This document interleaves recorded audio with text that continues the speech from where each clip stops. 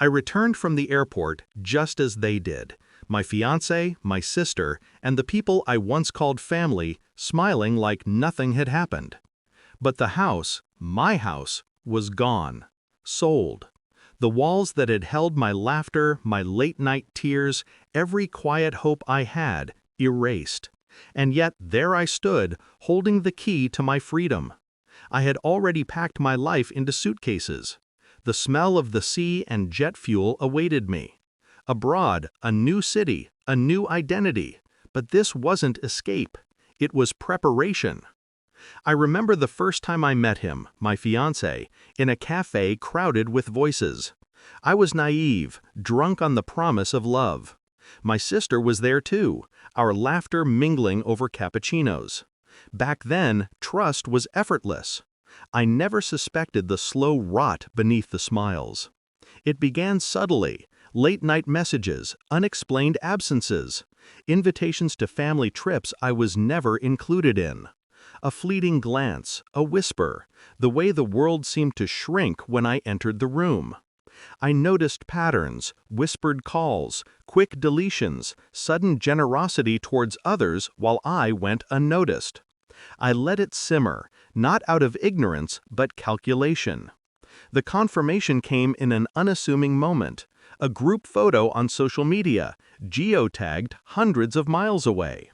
My fiancé, my sister, and my relatives laughing on a private trip, planned without me.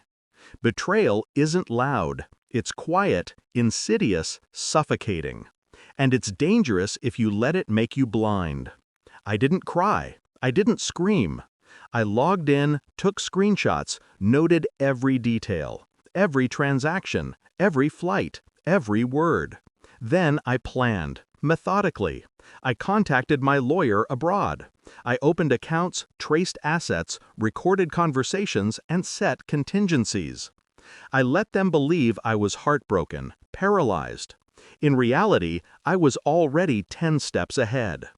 Revenge, I realized, isn't about instant gratification. It's about inevitability. I began selling off my own shares quietly. The house, the property they thought belonged to them as a shared dream, I liquidated months in advance. The paperwork was meticulous, the transfers discreet. Every signature, every notarization, every tax filing was timed perfectly. By the time they returned, the house had changed hands. Their reaction was a masterpiece of silence. No yelling, no pleading, just the slow realization reflected in their eyes that I had vanished not just physically, but strategically. I had outmaneuvered them without a single confrontation. I didn't gloat. I watched from a distance, via messages and news feeds, as the truth sank in. My sister called, desperate, her voice trembling like a storm finally breaking.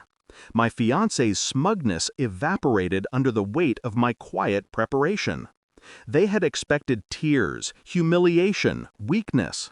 Instead, they found absence. I had left everything that tied me to their treachery, and it had destroyed them. Then came the final confrontation, orchestrated with the precision of a chess game. I returned to deliver my presence as a whisper of control. "The house is no longer yours," I said softly, deliberately, watching their faces tighten. Every argument they had rehearsed dissolved against the immovable fact I had acted while they were complacent. Their betrayal had been met with calculation, not chaos. The realization of loss, total, irreversible, hung between us. I walked away before they could respond. Not because I feared them, but because my silence was louder than any outburst. Revenge isn't messy, it's surgical, and the wounds left behind were permanent. Abroad, in my new apartment with the city lights reflecting on the floor, I finally exhaled.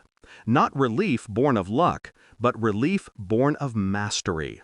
I had dismantled the illusion of trust they'd built and risen from its ashes.